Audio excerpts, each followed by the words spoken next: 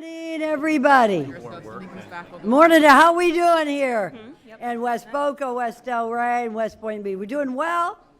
Are you ready for a little action today? Good. I'm glad, because I am too. What we're going to do, the first thing we're going to do is we're going to do the Pledge of Allegiance. All right? So if you can, please stand. I have a Korean War veteran here who's going to start us with the Pledge of Allegiance. I pledge allegiance to the flag of the United States of America and to the republic for which it stands, one nation, under God, indivisible, with liberty and justice for all. Thank you for your service. Thank you for your service. And now while you're still, boy, you guys are fast. We're going to do a prayer.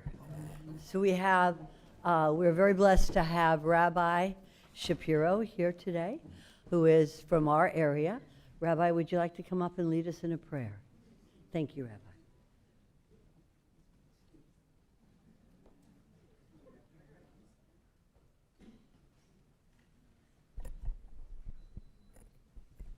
Distinguished officials, commissioners, and fellow residents, in our tradition, we often begin with a moment of reflection, a reminder that the work we do touches real people, real families, and real lives.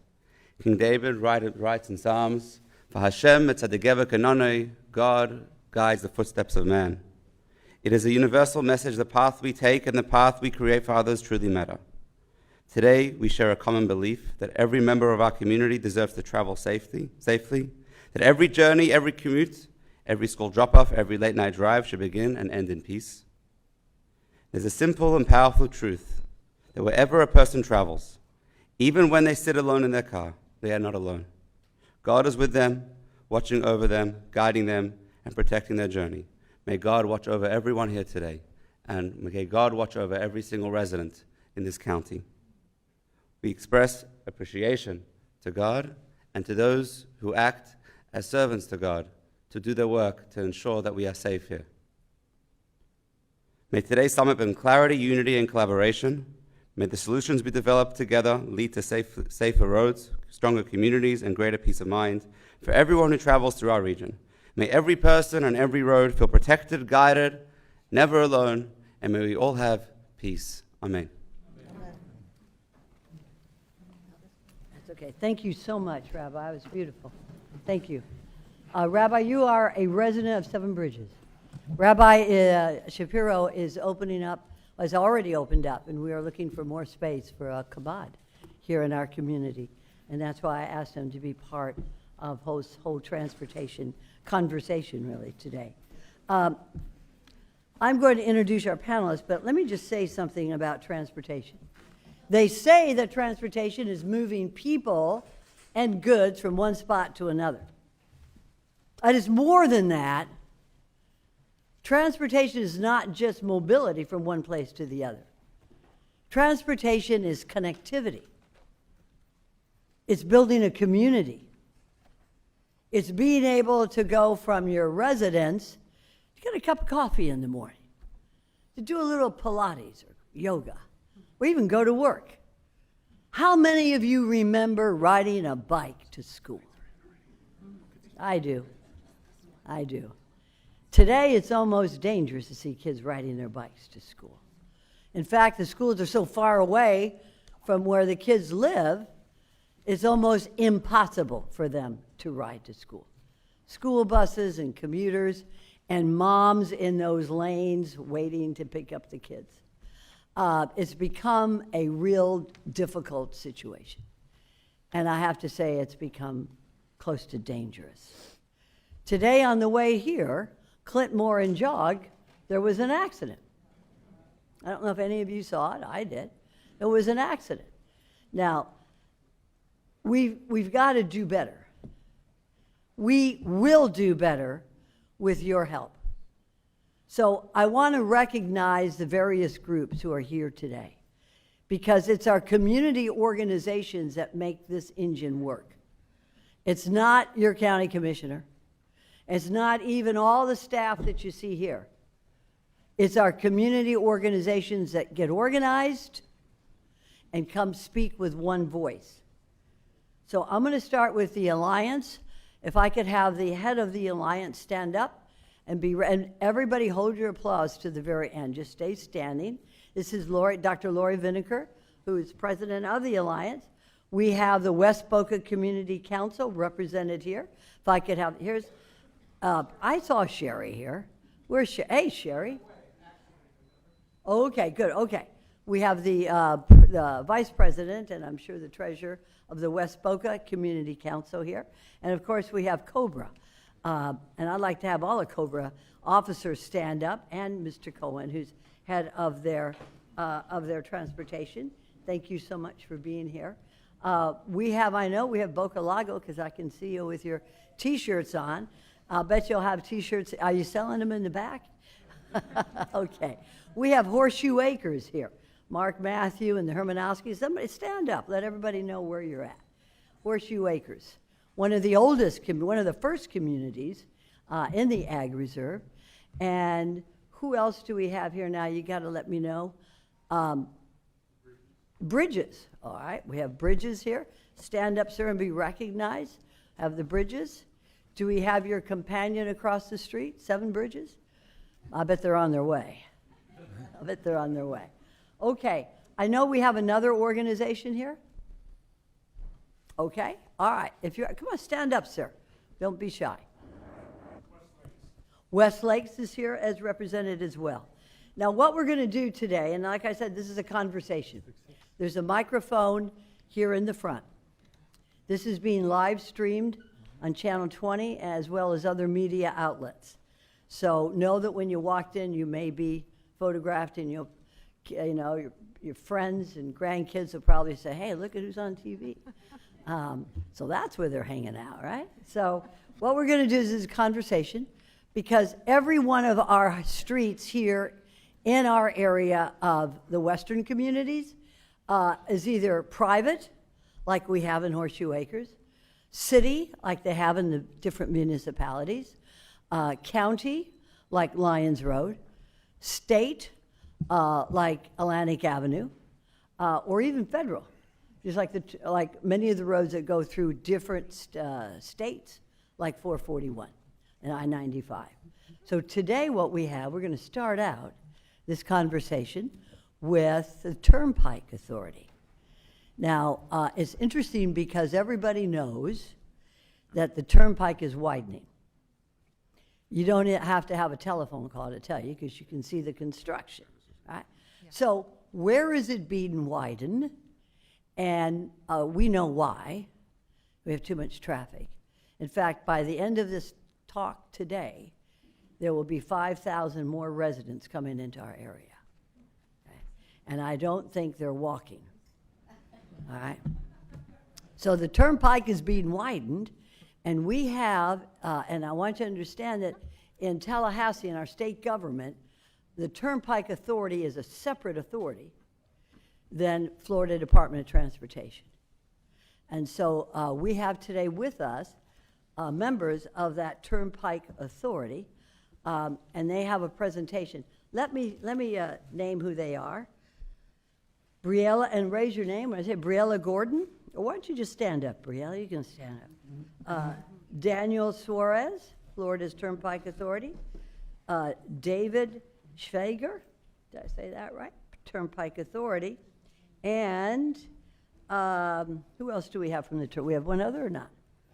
Okay. Katina Cavacles. I say the name, Christina? Katina Cavacles. Okay, and anybody else? Fiorella Teodista. Okay, Transportation. very good. Now, know that at the end of this program, these folks are going to be seated right outside, and you can talk to them some more. You can talk to them some more. This is a conversation, okay? So today what we're going to do, Karen Bro just walked in, our chair of our school board. Why don't you have a seat right here in the front, Karen? Good student, I know, huh? Okay, so why don't we go ahead and start the presentation of the department. This is Florida's Turnpike Enterprise. Go right ahead. Can we cut the lights? We have popcorn? Okay, go right ahead. Hello. Good morning, everyone. My name is Brielle Gordon, Community Outreach Specialist for Florida's Turnpike Enterprise. I want to start off by saying thank you to Commissioner Maria Sachs and the Palm Beach County community for inviting us here to share updates on construction projects with you. Today's presentation is a joint presentation between the Enterprise and Florida's Department of Transportation, District 4. And we will be sharing updates on active construction projects, as well as a brief look at future projects. Before we move on to the projects update, I want to take a moment to highlight FDOT's Compass values. These serve as the foundation of our work and guide our decision-making across both agencies. These include safety, the top priority in everything that we do, resiliency, building long-lasting and storm-ready infrastructure, robust supply chain, supporting the movements of good across the state of Florida, technology, preparing for emerging and future transportation advancements, workforce development, investing in current and future transportation professionals, and at the center of it all is communities, understanding and responding to local needs. Together, these principles help ensure that when we build and upgrade infrastructure, we do it responsibly, safely, and with community input. So that brings me to community awareness during construction. And for this, throughout every phase, we continue coordination throughout construction with project teams and communication teams. We ensure that municipalities and local governments are informed, reaching out to the local PIOs. And we have ongoing outreach with property owners and stakeholders, such as door-to-door outreach, e-blasts, weekly traffic advisories, and social media. So now, as we move on to our project updates, I'd like to introduce Daniel Suarez with the Enterprise to share project updates on active construction projects.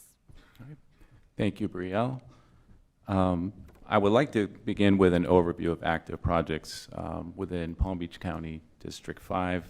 And as Commissioner Sachs alluded to earlier, these projects are really designed to improve mobility through the area. Safety is a big thing.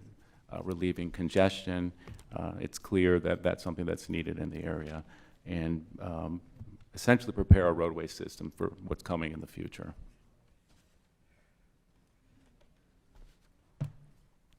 This is a project map identifying all the active projects within southern Palm Beach County. There are 3 major projects that are currently underway. The first one is a widening project from north of Boynton Beach Boulevard to north of Lake Worth Road. The second project is interchange improvements that we're doing at Boynton Beach Boulevard. And the third are canal improvements from roughly milepost 79 to milepost 82. I'm going to give a little more information on each of these projects now.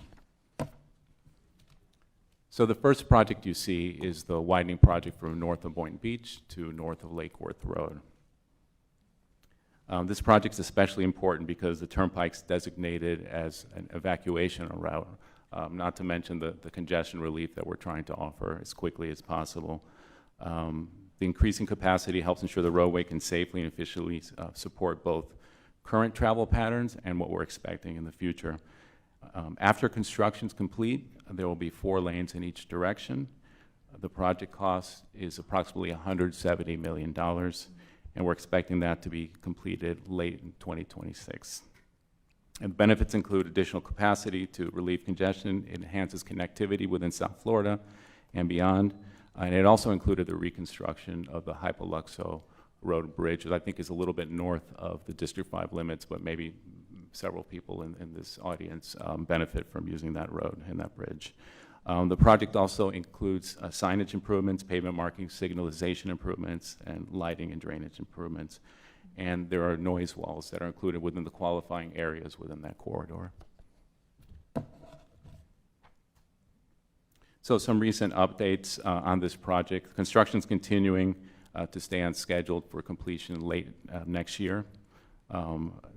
There's remaining work on the northbound shoulder wall and traffic railing and noise wall work that's going to be continuing. Crews are preparing for repaving at the far southern end of the project. There's drainage installation that's being finalized now. And as I mentioned before, the Hypoluxo Road Bridge is substantially completed at this point. What you can expect, frequent nightly lane closures. Try to do it Sunday nights, starting at 10 and overnight, and during the weekdays as well, as needed to complete the work. And with that, try to help minimize any disruption to traffic. The wall is expected to be completed in mid-next year, and the final configuration, again, it'll be late next year. And this is an aerial photograph looking south, looking north with the construction status. So the next project is the Boynton Beach Boulevard interchange improvements. This is designed to reduce congestion and improve mobility around this heavily used interchange. The project cost is $9.5 million, and it's expected to be completed in early 2026. Work includes upgrades to both turnpike ramps at Boynton Beach Boulevard. The benefits include improving travel times by constructing a turn lane from westbound Boynton Beach Boulevard to the turnpike, improving connectivity by adding a second lane to the northbound turnpike exit ramp to Boynton Beach Boulevard, and it enhances roadside safety, improving visibility with new highly reflective signage and upgraded pavement markings. Similar to the widening project, the construction crews will be closing lanes periodically overnight to help assist with the construction. And here's a recent photograph of the progress of the interchange improvements.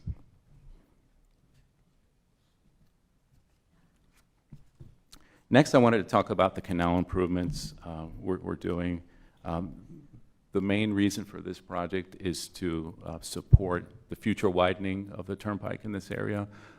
Main part of this project is to realign the canal that's on the west side of the turnpike westward to make room for the additional lanes. The project cost is approximately $30.8 million.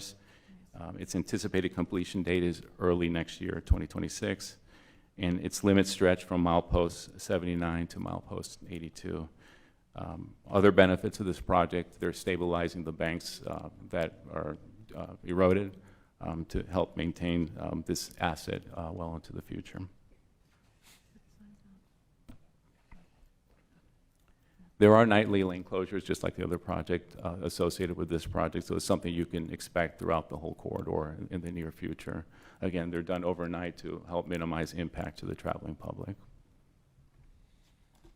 In upcoming events, the next event is installation of new guardrail on this project, so that is coming soon. And here's a recent photograph of the construction progress.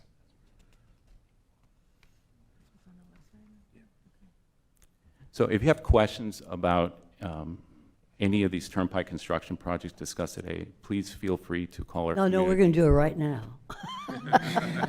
No, we're not calling Tallahassee. We're doing it right now. All right. I'm going to. You guys are on the spot, so I think you can. I think they can handle it. We're going to start, and I know everybody has I have a couple of questions, but let's start with Dr. Vinegar on behalf of the Alliance, and we're going to go to Cobra.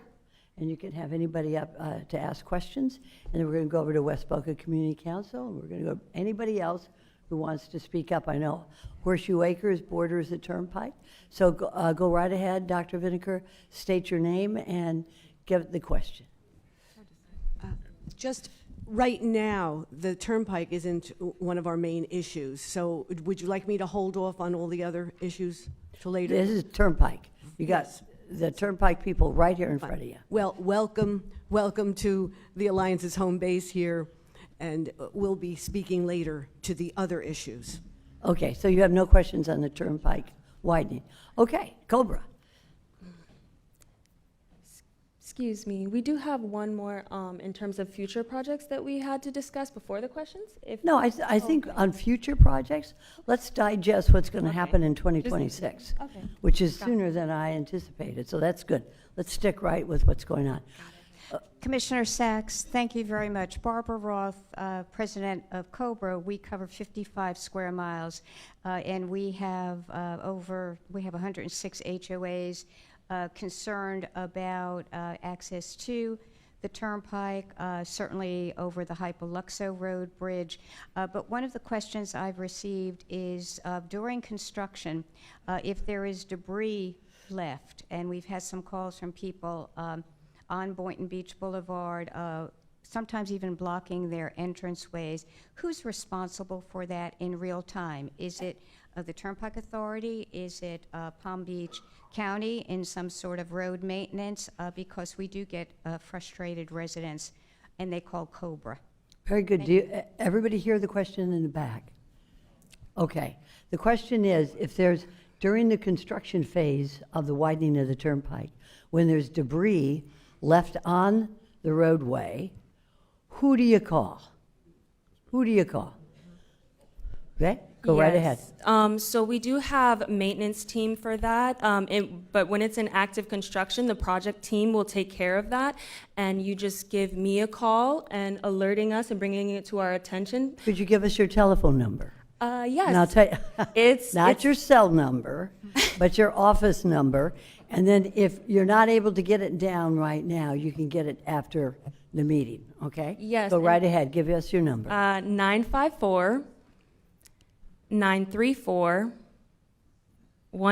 954-934-1279. Thank you, Briella, appreciate it. So if you see any debris on the turnpike, you can call that telephone number, which is the Turnpike Authority, or you can always call the county. Or, sometimes you can even call I've done this before, I've called the police, sorry, I know there's PBSO here, but I'll call the PBSO, and if it's something like a ladder or something that's really inherently dangerous, I'll even call 911 and tell them that there's an issue out on the roadway, because it can be very dangerous. It's a good question. Sure, go ahead, Mr. Cohen.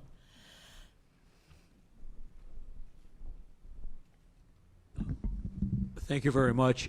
I'm Erwin Cohen, Second Vice President of COBRA and Chairman of the Transportation Committee. Brielle, I thank you so much for doing your wonderful homework. And I asked you to do one other project, which I know you have the answer for, that people are wondering. There's two other phases that eventually will happen. The turnpike between Glades and Atlantic, and between Atlantic and Boynton Beach Boulevard. So the question is, what do you project for future years, dependent upon funding, of course, that those projects may be undertaken? Thank you, Brielle. Thank you, Mr. Cohen. Did everybody hear the question? Okay, go right ahead, Brielle.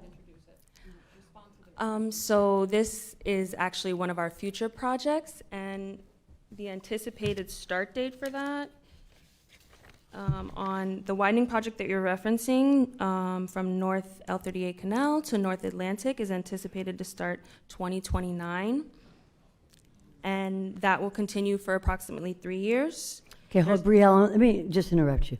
So you're saying the expansion of the turnpike from Atlantic Avenue to where? The L38 Canal, Which is- milepost 79. Give me a better, I don't know which canals. North of Clintmore Road? I believe it's north of Yeah, Clintmore, north of between Clintmore Atlantic Road. Avenue and Clintmore. Okay, north of Clintmore Road. It's not going to start till 2029. I know, okay, all right. And the next projected expansion? And yes, the next projected is north of Glades to L38 Canal, Give me which a- is give me- Clintmore. Okay, And that is scheduled to start in 2027, okay, so Clintmore Road to Glades, north of Glades. north of Glades, will commence 2027. Yes, Okay. and will last approximately 3 years. Okay. You know, they have to move, you have to move the canal too, don't you? Can you imagine moving a canal to expand the turnpike? It's a big project. It's a big Yes. project. Thank you for that. And Brielle will be available afterwards. Sir, I know, where are you from? Where's your community? Okay, very good. What I did say is that West Boca Community Council would come up next. You actually answered my question. Okay. Mile marker, milepost, I don't know how many people in the room, milepost this, milepost that, or where the canal is. So we really need road records. Yeah, and I just did. Thank you, sir. Okay, Sherry Scarborough, do you have any questions on behalf of West Boca Community Council?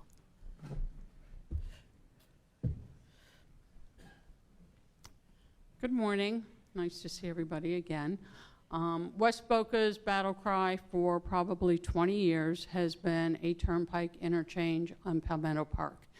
Probably 20 years ago, it was designed, it was supposed to happen, and then it was pulled off the map. It's crucial to West Boca. We have all the traffic on Glades Road. It has always been our belief that our traffic problem in West Boca is actually a Broward County traffic problem, where they are coming from Broward County to Glades Road to get on the turnpike. So this would alleviate a lot of the traffic at Glades and the turnpike. And have there been any discussions or any plans to revitalize that turnpike interchange? Would anybody like to answer that on behalf of the Turnpike Authority? Yeah, good morning. My name's Andrew Velasquez. I'm an in-house consultant for the Flores Turnpike office. I work in their planning department, so my group has been fundamental in planning some of the future widenings and future interchanges. Fortunately, I was around when we were studying that interchange at Palmetto Park Road. I remember it quite vividly. That interchange went through what we call the project development and environmental study process. That is a process that looks at preliminary engineering and also takes into account community support. During that phase, as through the public involvement process, we had lots of negative input from that interchange being there, and it basically resulted in a no-build configuration due to the lack of community support at that time from the residents in the area. It's still out there as a potential at some point, given the opportunity for local support. That's really what's needed for any turnpike project to move forward. As Brielle's shown, communities in the center of everything we do. So we do have to have lots of community support for something like that to move forward with in the future. But I will tell you that project has been on hold since that previous study back in 2008, 9, 10. And you'll be available to speak with Ms. Scarborough after the meeting? Sure. Okay, very good. The gentleman who was up here, did you want to come up and say something, sir? Okay, we have this gentleman come on. Sir, come on up and say something. I know you have a question. It's okay. We're patient here. Joel Schleifer, President of Lexington Club. Is it anticipated or is it in the works to have a flyover from at Flavor Pick Road going over the turnpike? That's my question. Okay. Is that a county? Is that more of a county? Yes. Yes. You know what? We're going to cover that when the county speaks. Make sure we don't forget. Okay, sir, come on up to the microphone. Maurice Plow from the Bridges. We've been one of the early communities on Lyons Road, and we've had people buy homes that are backing up to the turnpike, and they knew that they had some sound. With this increase of road, and it's going to be closer to our fence, the question is, what is the turnpike going to do for the communities that back up to the turnpike with this new enlarging the roads? And are we going to be able to get walls that will take care of those residents, or we're going to have an issue with the bridges and the people next to us on how they're going to be able to take care of the sound? Thank you. That is an excellent question. I'm glad I called you up. Because there's a number of communities that back up to the turnpike. And this is a big issue. Not only is it for sound, but we want to impress upon the Turnpike Authority, it's also fumes. Because with the increased traffic of trucks, there's a lot of fumes that come in from the turnpike. And we have communities that back right up to the turnpike. And with the widening, it's going to get even worse. So is there somebody here from the Turnpike Authority, and I don't want to go into the whole thing about, checking out the sound and all that. Will you commit to listening to us, receiving our requests for types of walls that are consistent with the community? Will you do that? Yes, we will do that. Good, because it's an environmental issue as well as a sound issue. And I want you to tell me in an email what your who your community is, how many people you have in it, and if you would want to have a study done of your community in terms of environmental and in terms of sound. I appreciate that very much. Thank you. Mr. Matthews, come on up and tell us who you represent. Well, I don't officially represent Horseshoe Acres, but I live there, and my daughter lives there in her own place. I think I heard the answer that there will be a sound mediation wall in the project starting in 2027. I got a little concerned when I heard about moving the canal. I hope we're not moving it west to through Horseshoe Acres. When you move the canals to be able to make the turnpike wider, you can hear me in the back, I know. I got kids, so I speak pretty loudly. Is that canal going to be closer to the residents? And what effect could that have on residents living so close to the turnpike? Who'd like to answer that one?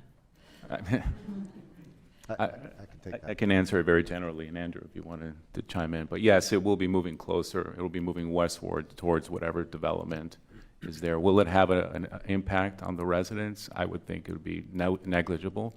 But Well, yeah, for the area specifically where you were talking about, I believe that area, the design calls for what we call a bulkhead wall. And what that is that basically takes the canal and puts a wall on the one side. It'd be very similar to what you see up north near the Lake Worth area. And in some cases, the canal gets moved, but everything gets, stays within the right-of-way. And for the most part, they're going to be holding the west side as much as possible, except in certain areas where it does have to be moved. Okay, so the good reason on this, and I want us to, in the county, we're going to work on this, is flooding.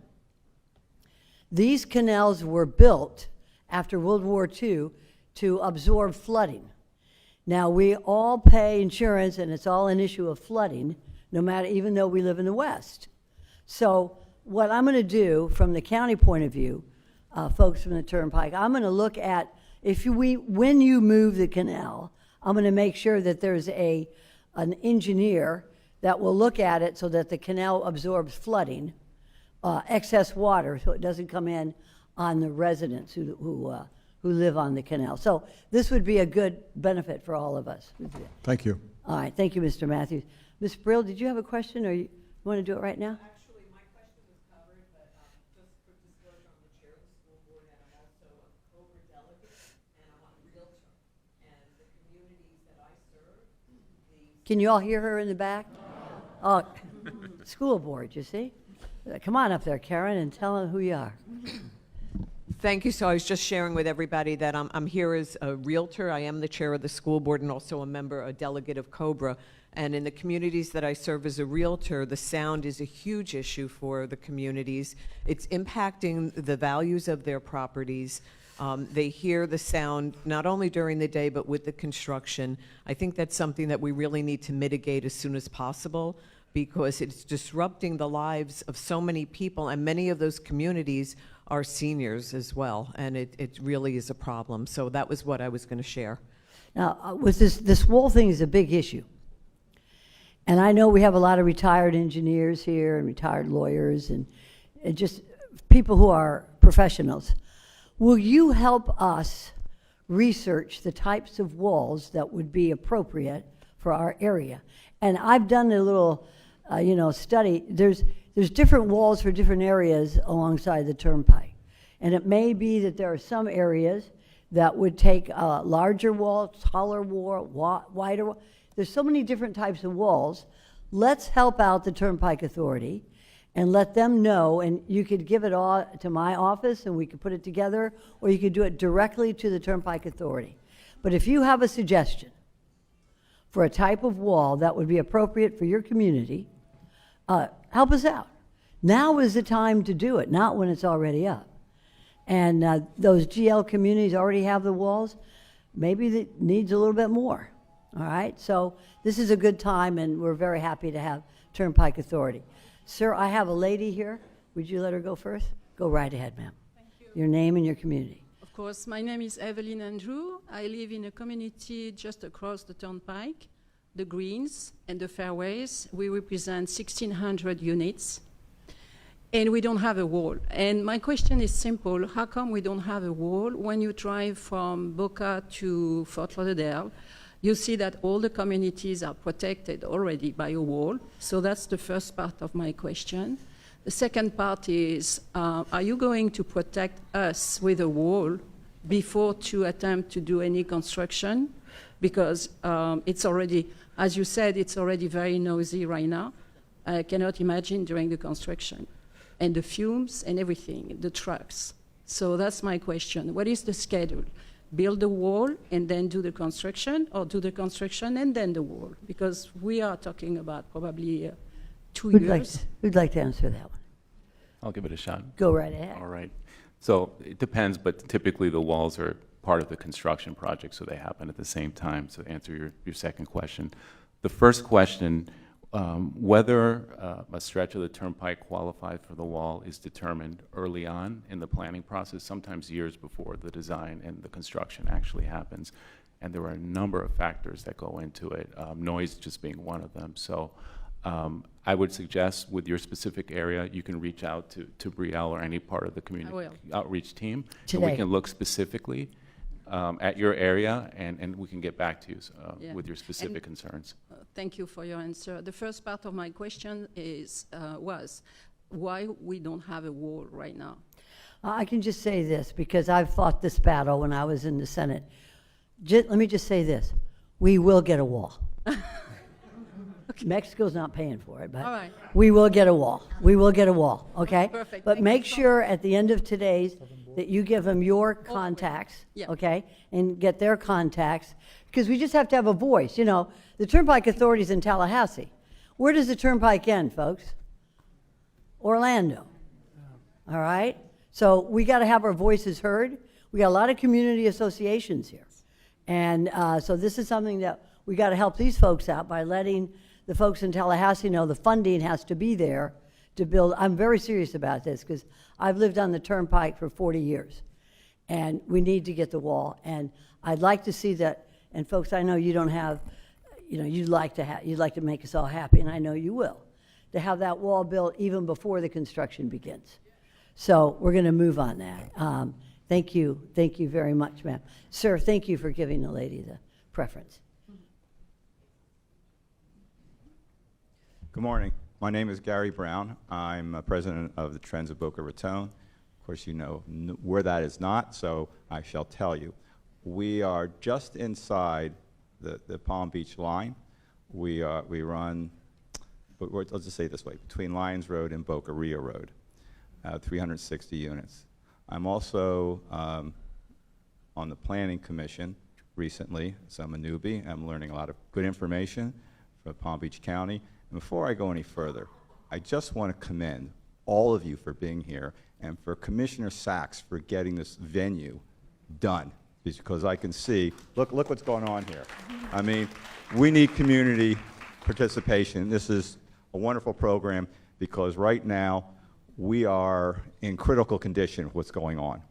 So, moving forward, there's an interchange that has been planned forever. I can't tell you how many governors. Sunrise, excuse me, where the Sawgrass and 95 are supposed to connect. Apparently money's been allocated, and supposedly that was supposed to take off a lot of traffic from our area because people have to go either to the Glades intersection or if they go down to where the interchange on 10th Street. Now, this is kind of a three-dimensional question, so that's one. Two, Richard, if I may call you so, Richard, the discussion about Glades Road and putting another one on Palmetto Park has been something that has gone back and forth. I can tell you right now, in the city, the people on Palmetto Park Road, the people who are religious on Saturday, they don't want to be dealing with traffic running there. That's why it was DOA before, and I can tell you, people behind me from Boca Lago and the rest of the residents, such as myself, we don't want that traffic there. Now, there has to be something else. Now, in 2027, it was just said from north of Glades Road to, I believe, Clintmore, there'll be a widening of the turnpike. Well, you know that movie, Everything, All at Once, Everywhere? Well, Boca Rio Road is supposed to expand to 4 lanes. So, and that's a 12-year project. So it says 10, but let's just say 12. If it gets done early, I'll eat my hat. So now what you have is that's going to be expanding on the turnpike, which means you're going to have congestion. Now you go to Boca Rio Road, that's going to be congestion. And when you go up to Lyons Road, I know I'm coming a little ahead of myself, there's a project there that's going to go from Palmetto to Southwest 18th. So if the lady and gentleman behind me think traffic is bad now, you're looking at a house of cards that's going to fall. So I want you to just put that into consideration. So the question is, with all of that, and everyone's talking about the wall, we'd like to also see a wall that would run, because the people obviously who live at Boca Lago, and the Trends, and all the other developments over there, I know this is kind of like, you know, Monday morning quarterback. We'd like to have that taken care of. So I guess the question is, when is the interchange, going back to my original question, when is the interchange that connects the Sawgrass to 95 going to happen, or is it not going to happen? Because I understand that previous governors allocated money for that. Yeah, I'll speak to that. So our friends at District 4 could probably talk a little bit more about the Southwest 10th Connector project, which is going to connect. Oh, speaking to the microphone. Sorry. Sir. Yeah, I'll move this closer. Yeah, so that project will essentially provide free flow access from the Sawgrass Expressway east to I-95 with some direct connections to the I-95 interchange, which will be a parallel roadway to Southwest 10th Street. So that facilitates that east-west movement. The Turnpike did a study to evaluate all movements at that interchange between the Sawgrass and Southwest 10th that will provide that easterly connection. So that's what you're asking about, is how do you go east if you're coming from the main line in that area. So we completed a project development and environmental study. That means we've gotten past the local outreach and the preliminary engineering and got the local support. Now we're moving forward to advancing this future phases, which would include design. So right now we have design programmed for a portion of that expansion in 2027. It's part of the widening there. We will be looking at, we have to expand the main line there in that area in order to fit new flyovers, so it's all going to be done in phases. So that first phase is going to be in 27. It's going to be focusing just on the design, not construction, for that movement. And then we're going to be looking at phasing in those movements to the east subsequent to that, and those will all be in design phases. We don't have a timeline for construction right now. It's not in our current 5-year work program, but we're always looking for opportunities to advance, construction when funding comes available. We realize that as a very critical link because it will take traffic off of Glades Road specifically. As you probably aware, you now can go east and you don't have to mess with Glades Road. So that is a priority for the Turnpike. We are advancing the widening. I know we're a little bit south of the county line, but the widening of the Sawgrass Expressway to the west of there between Lyons and 441 and also the Turnpike, that is funded for construction. So we do have funding there. So you are going to see some improvements in that area. But as far as those new interchange movements, it's a work in progress, and we're going to try to get there as quick as we can. Thank you very much. Thank you, Mr. all. Brown. And you'll be available, they'll be available to discuss this with you right afterwards. Thank you. Mr. Schlossberg, Turnpike? Yeah. Okay, go right ahead.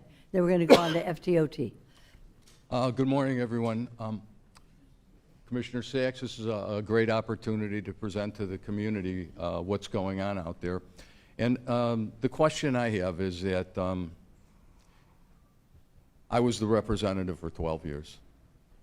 The biggest struggle was always the same struggle, the turnpike walls. And I see today we got the same problem. Well, I did some math, and 10 years ago, the Turnpike was taking in 800 million, and now they're taking in 1.4 billion. And so $600 million is a lot of money. And the question is, why haven't all these problems been taken care of with the Turnpike walls? It's the same problems that we had in 2010, 2015, 2005. Got it. And so, what's wrong?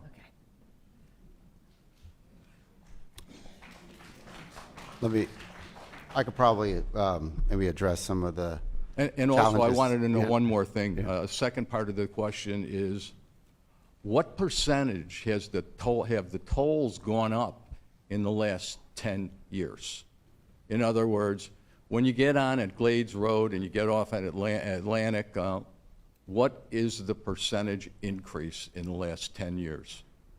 Okay, so the first answer to your question is about why we haven't done construction sooner in this area. Turnpike is a statewide organization. There's 529 miles of roadways that we've got to take care of. If you've been living in South Florida, you've seen a lot of construction in the Miami-Dade area, and then we started in Palm Beach County, and it just really comes down to funding. We're only interested in this area. And then that's why you're seeing a lot of investment in Palm Beach County right now with all these construction projects. I mean, there's over $2 billion in Palm Beach County that's invested in the work program.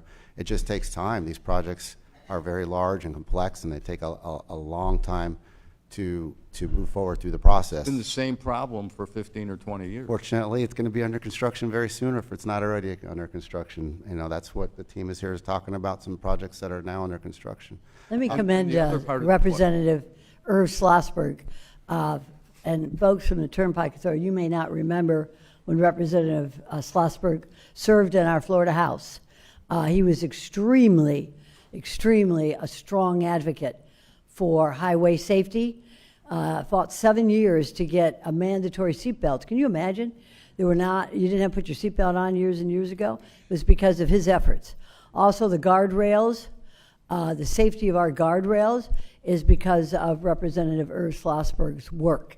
So watch out who you're responding to. This guy's a fighter. Wait a second. We appreciate it. We Commissioner appreciate it. Sachs, this was a Democratic and Republican combination I didn't do this by myself. Well, I did this with the Florida legislature, so it wasn't me. I appreciate the kudos over there. No, but I'll tell you what, we're going to do it again. We're going to do it again. Let me just say that on December 16th, the Secretary of the Florida Department of Transportation is coming here from Tallahassee. And he is coming here because he wants to hear what we have to say. We are the tax bases for the state. So we will, and so this is why this is very important that we hear from our good representatives from FDOT and the Turnpike Authority. But it's also very good that we hear from you. So I want you to send your emails. You can send them to me. We'll put them all together. And you can talk to these folks right after today's meeting. That's why we served coffee, right? So talk to them because I think our voices will be heard when it comes to the wall, when it comes to the construction, and I think that now is the time for us to do it. I don't care Republican or Democrat. We have Republicans and Democrats ride our roadways, and their safety. It doesn't make any difference what party you're in. This is a Florida issue. It's a safety issue, and we will be heard. So unless you have anything else, Irv? The final question was, in the past 10 years, we know you got $600 million extra, and not a lot of it went into our community with the walls. And so I'm just curious, what percentage has the tolls gone up in the last 10 years? Somebody's got to know this number. If not, AI will come up with it soon. It'll come up But with it. When anyway, you get, I'm just- yeah, I'm when just you get the curious. answer, raise your hand, we'll put, Oh, no, because they I'm know. sure They- these folks don't they know should that know. right now. Do you Well, guys? I mean, we have documents available on the Turnpike website that document our financial reports, so you could probably look that up. I don't have the exact number of exactly what the percentage increase is. Commissioner Sachs, I would think this is a very important number to get. Besides the $600 million that they got, what percentage has our tolls gone up? Well, when you get your answer from ChatGPT, raise your hand. Okay? But in Thank the you. meantime, these are important issues. As I said, we're the tax basis for the state. And we also, those turnpike baskets stop at Orlando. But you know what? Unless we talk, they won't listen. So we'll talk in a very respectful but unified voice. Sir, you have a question about the turnpike. Yes, my name is Mark Rudd. I live in Valencia Point. I also am with Cobra. My question is, Boynton Beach Boulevard, east-west during sunup and sundown during rush hour is a nightmare. Now, sir, if this is about a street, a highway, you're going to wait a few minutes. You just gave your question to the FDOT. What I find Are you talking about the is- turnpike? Yes. Okay, go ahead. What I do find is Boynton Beach Boulevard is backed up getting onto the Florida Turnpike, and it backs up coming off the turnpike onto Boynton Beach Boulevard. You have 2 or 3 lanes there now, 4 high-speed lanes. It's going to get worse. From what I understand, there's going to be an extra 7,000 cars in our area on Boynton Beach and the Florida Turnpike within the next couple of years. Just a statement. Good questions. Do we have an answer to the exit and egress to off of Boynton and the turnpike? I can provide just a general answer. You know, the widening of the turnpike should help alleviate some of the backups, and some of the interchange improvements at Boynton Beach Boulevard should do the same. So We're cataloging these questions, and we'll get them all to you, the answers. Okay? Sir, go ahead. All right. I'm here, I'm representing myself, no specific organization, but I have one basic question. Why is it taking 8 years to widen 7 miles of turnpike? I see more downtime with the construction crews than I see uptime. It's mind-boggling to me. Hi, good morning. Come on over here and take a microphone, or take his microphone. Sorry. Did y'all hear the question? Yes? Okay. Sorry. Hi, good morning. My name is Fiorella Teodista. I'm a community outreach coordinator for Florida's Turnpike Enterprise. I've been doing construction projects at the Turnpike for almost 10 years. And sir, I would like to say the projects, these major widening projects are very extensive. We only have so many crews. Specifically now after the pandemic, I hate to mention that, but due to the pandemic, we lost a lot of labor force as well. Plus, we do our best to minimize impacts to our residents, which means we don't close any lanes on the turnpike during the day. That means we have limited time to work. We cannot work 24 hours a day on the turnpike. We can only work after 10 p.m., and we have to reopen right at 5 a.m. because there's a lot of traffic at 5 a.m. So there's several factors, right? We work at night when you can't see us. We can't work on holidays. Right now that the holidays are starting, Thanksgiving, we have lane closure restrictions. We also have labor we have to find. You know, just like Rome wasn't built in a day, the turnpike can't be built in a day, you know? But we do what we can. There's a lot of factors. I can talk to you all day about all the factors that we do, but we're doing our best to minimize impacts, and we have to do it safely. Every project that we do it safely. We have to follow all the rules, all the regulations, and environmental laws. So that's why we have to take our time and do it carefully. Any other questions? I appreciate that, but I see loads of work being done not in the traffic lanes, but in the medium between the traffic lanes. But yet I see no construction going on, just trucks and nothing happening. It just doesn't make sense to me. And what time is this at that you're seeing this? During the day? No, hold on, ma'am. It's okay. It's okay. Relax.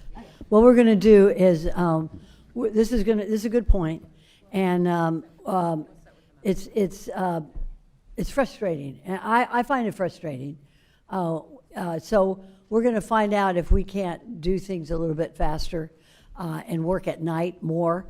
And I do want to say I want the lane closures to be communicated to the folks so that we know when there's a lane closure on the turnpike. How do you do that? Can you do that on those Yes, electronic signs? Yes, we have a weekly advisory that we send out in advance that gets distributed via email and also posted on social media and our websites. Okay, if I don't do Facebook with the turnpike, can you do like those big We also, electronic signs? yes, we Okay, also good. do That's what I portable wanted message to. boards and DMS boards as well, Good, dynamic okay. message boards to, I like public notice. when there's and a lane Waze as well, closure. sorry. Sir, do you have a question on the turnpike?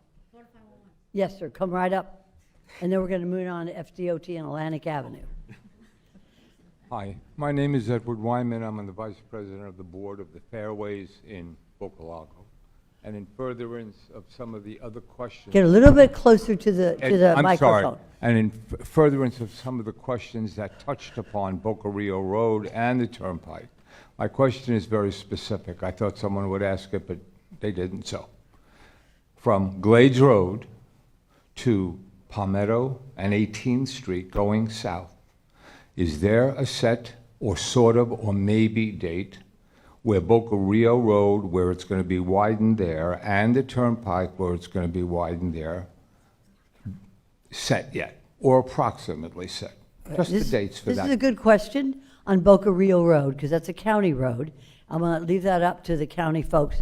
That's been a road that I have been concerned about for years. Do we have an answer for, do you know anything about that in the Turnpike? Because this is a county road, it's dangerous. No, I agree. And we need guardrails up along that canal. It is. Then the it is Turnpike dangerous. would be fine if you know the timing on it. So the Turnpike, do you know what he's talking about on, that borders Just Boca Rio Glades- Road? Glades South. Yeah, so we have an upcoming project from Sawgrass Expressway to Glades Road, or the county line to Glades Road. That project is actually imminent in terms of its construction Oh, good, timeline. okay, good, We're looking imminent. at, I think, December of 2025, next month. We'll Okay. start construction. Did y'all hear that? Good, Is- good, good, good. Okay, appreciate it. If I could just ask an additional to that point, and that's what's been rumored that was imminent. I just wanted to, you guys are the ones that know, and ladies. Are they, if you know, are they starting at Glades and going south, or are they going further down where it ends and coming north? If you know. That's good. It's north of Glades to north of the Sawgrass Expressway. Could you repeat that, please? It's starting north of Glades Road to just north of the Sawgrass Expressway. So it's going to keep going down. Yes. Thank you very much. Okay, appreciate it very much. Okay, we're going to move on to FDOT, and the big project that we all are concerned about is Atlantic Avenue. As you know, Atlantic Avenue is a state road from 441, goes all the way to the ocean, and it intersects I-95 and the Turnpike. It's a main thoroughfare, and FDOT has already begun, as you know, widening Atlantic Avenue. So we're going to hear from the folks at FDOT. Ido Shimoni is a senior project engineer. Are you here? Raise your hand, Ido. Okay. Jonathan Overton, who is the operations engineer. Okay, I want you up here front and center as I name you. The Turnpike people can go to the back. Appreciate it. Isn't that nice? I felt so good saying that. Boy, I'm going to get in trouble here. All right, yeah. And we also have a construction engineer, Joe Marcy, to the front. Good, okay. Folks over here to the left-hand side, FDOT. Why don't you go ahead and start your engines, and let's hear about this, this construction on Atlantic Avenue. Good morning. I also want to thank Commissioner Sachs for hosting this event and giving DOT the opportunity to share project updates with the community. Right now, I would like to share 4 active construction projects in the Palm Beach District. This will be including Atlantic Ave. I want to do a quick overview of the other 3 that you might not be aware of, and then I'll turn it over to Ido Shimoni, our senior project engineer, with the latest updates on Atlantic Ave. So on the map there, if you look near Glades, it's number 4. We have a resurfacing project. It's about total miles 3.4, 3 lanes in both directions. We started in the summer, And we anticipate it will be done summer 2026. I would say it's probably going to be a little bit sooner. They're accelerating at a good rate. And then if we move up to, on State Road 7 to the Boynton, and we have a project there, it's about a 1 mile stretch. It's a resurfacing. And this one is expected to be completed in about a couple of weeks. So we're moving really relatively fast on these projects. And the third one we have, if you shift east on Boynton, we have a small one. It's about 0.6 of a mile. And this one here, we plan on starting the beginning of January, and it will be complete in the summer of 2026. So the one thing I want to point out about these projects, they're smaller projects than the Atlantic Avenue project, but they're resurfacing. But people think of resurfacing as just mill and pave, and that's it. But I want to talk about the shared benefits of all the road users. You know, we put the new paving on, and that improves the rideability, reduces wear and tear on the vehicles. You know, adding pavement markings and signage helps drivers see better, make safer decisions, and that helps the motorists. Replacing sections of sidewalk, upgrading intersections with ADA compliant curb ramps, adding pedestrian detection that makes crossing the roadway safer when you're pedestrian. And then as far as adding green pavement markings to increase cyclist visibility, that helps the cyclists. So overall, you know, these projects are focused on creating a safer, more connected FDOT corridor, not just for the motorists, but also for the pedestrians and the cyclists alike. Now I'd like to hand this over to Ido to talk more about the Atlantic Avenue project. Thank you. Good morning. My name is Ido Shimoni. I work with Eisman Russo. We're a consultant working on behalf of the Florida Department of Transportation. We oversee all the construction activities for the Atlantic Avenue project. As you may or may not know, Can you hear him in the back? As you may or may not know, the project is comprised of 2 sections. The first section covers from Florida's Turnpike on and off ramp at Atlantic and continues to just before Lyons Road. And the second section starts at Lyons Road and runs to just west of State Road 7, 441. The project overall has a cost of $26 million. And the primary purpose of the job is to expand the roadway. So let's go with the first section here. Is this for me to click?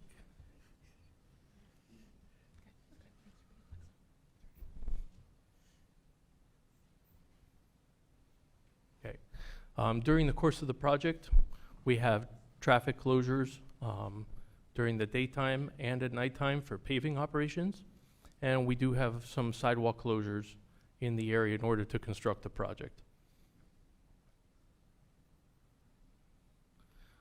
So here you can see the first segment of the project. Just at the bottom of the screen is the Florida Turnpike, and you're looking west. At the distance, you can see Lyons Road. This is the portion of the roadway where we are expanding from 2 lanes in each direction to 3 lanes in each direction. As of last night, I can tell you that the paving has been completed for this portion, and now we have 6 lanes between Lyons and the Turnpike on Atlantic Avenue. For the next section, I made this little video here for you. Let's see if it gets going. Thank you.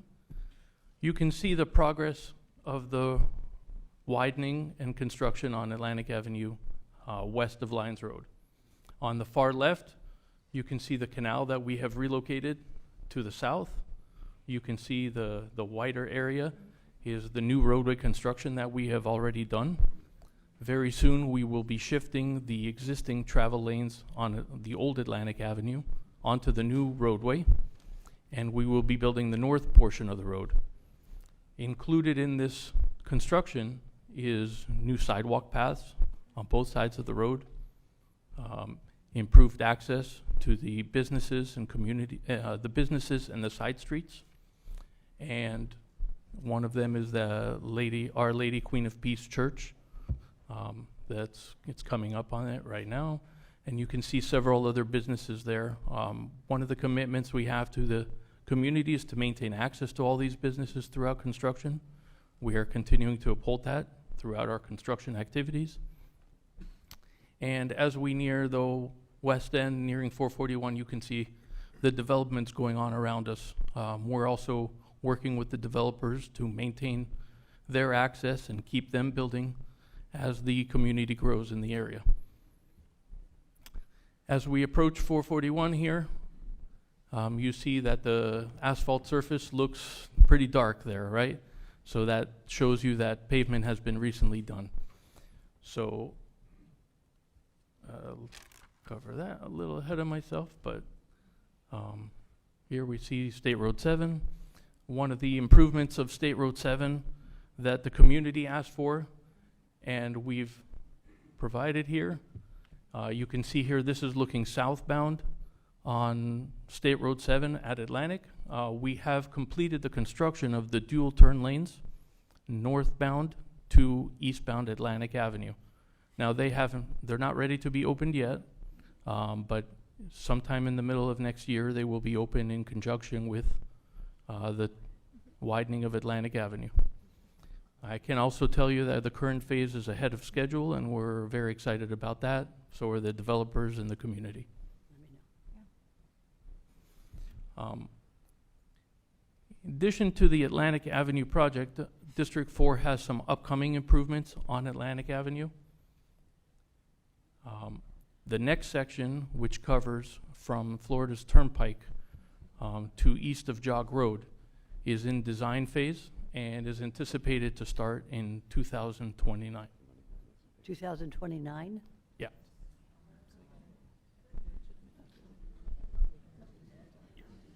I know. Oh, go ahead. I just had a little pause. Okay. That's it. Thank you. Thank you. Okay. Thank you. Thank you very much. All right. Are you ready for some questions? This is a project that we've been waiting for years, Atlantic Avenue. And as I said, it's a main connector. And you all, they will stay here afterwards to take your questions. Dr. Vinegar, you got the microphone. Well, thank you for this presentation. And this is where the Get to Know Palm Beach County Expo is going to be January 7th, right in this room. Everybody can come here. And great, we'll be having the traffic here and we'll be having engineering here.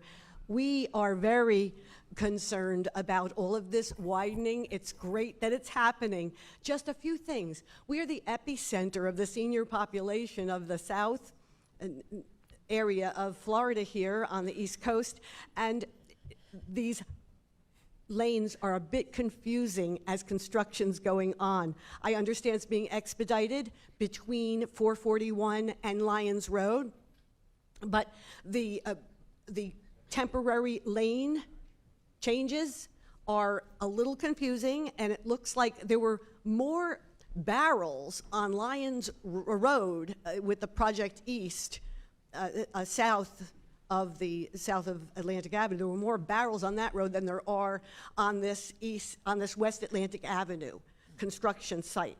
A few more barrels closer together may help, because those are county barrows. Yeah. Maybe we could sell them to FDOT. Yeah, that'd be good. Remember the orange barrels on Lyons Road? There were a whole lot of. Yeah, were they helpful? I don't know, but you think we need more barrows on Atlantic Avenue? The lane changing, and there are many lines from before, and all, you know what I'm talking about. It is difficult, especially in the evening. The other thing is, thank you very much. It was the Alliance and our community, Dakota, that requested that double right turn lane, because now traffic does not back up in front of Dakota. It will not back up once that lane is opened into the Dakota entrance. So that is fantastic. Just one thing about that intersection, the merge. The merge is a bit confusing now. Now, can somebody please explain why this merge is there, and will it eventually be an extra lane straight ahead? What merge? At the corner, at the intersection of Atlantic and 441, there's a merge coming from the south to the north, which didn't exist before, and from the north to the south. And people are getting confused. They're having to move over.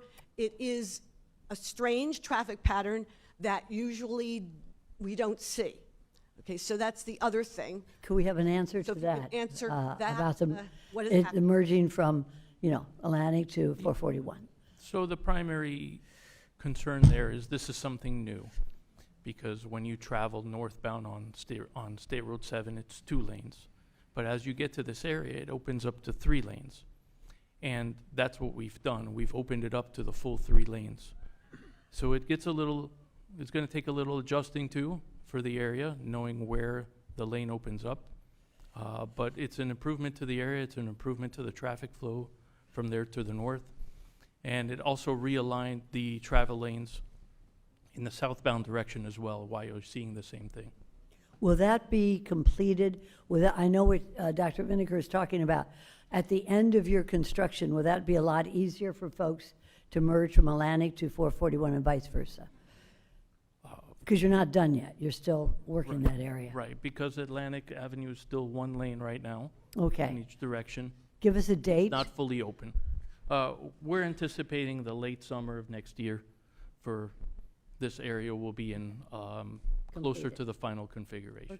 Okay, because we're talking about the merge from the south going north on 441 and from the north going south. And now people are merging from the Wawa too.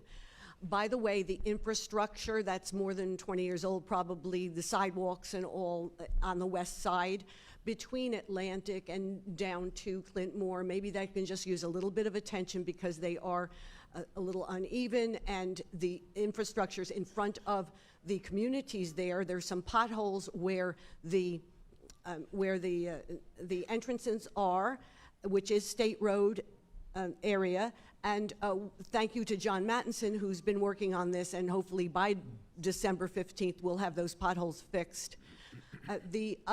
One other thing is I did coming here today, because I live in the Agricultural Reserve, going east on Atlantic Avenue. The lanes are open there, yes, between the Turnpike and the Lyons Road there. I was traveling, and all of a sudden, I went into a right-hand turn only lane into the waterways.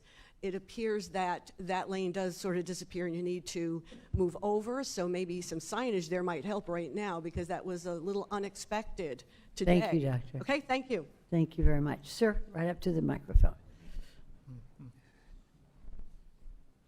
First, Commissioner, I want to thank you for representing your district and helping us to understand what's going on. I know you mentioned some of these years. I hope I live to see those years, and a lot of us. But one of the things that I think we need to take in consideration is the Delray Marketplace. We have Publix there.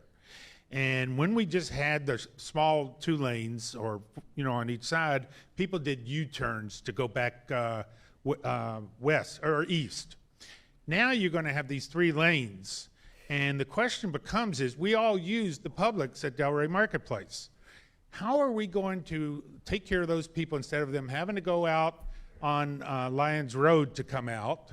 Are we going to have a light or something so we don't have to worry about people doing U-turns? I think something needs to be considered in how we're doing getting out of Publix, or even if that plaza even expands.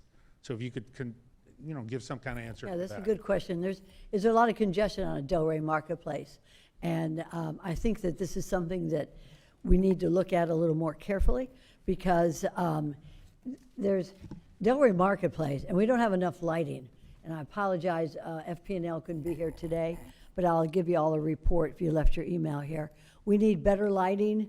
We need better parking at Delray Marketplace. We have a representative from Kite Realty. Is he hiding? Where is he? Are you here? Good. Come on up. Come on up. Have a seat we'll get a seat for Kite Realty. Okay. Good question. We're going to answer it in a little bit. Have a seat. Thank you. I appreciate it. Go ahead, Karen Brill. Okay, so I'm Karen Brill, and now I wear a lot of hats. So I'm now speaking to you as the chair of the school board and also the chair of MCFEC. For those of you not familiar with MCFEC, it's part of the Intergovernmental Task Force Issues Forum. We don't ask me what the acronym is. It's the multi-jurisdictional blah, blah, blah. But the short story is that we are overseeing the county transportation plan. The committee is comprised of all your municipalities and 2 representatives from the county commission and me. And so my question is specific to your project, but just as background, at the hearing sessions for MCFEC and for the county transportation plan, the issue of bicycle lanes came up quite a bit. It's also come up at the school board, and so for the projects that you're looking at, and just so you know, as background, on Boynton Beach Boulevard at Lyons Road, a young man was killed on a bicycle.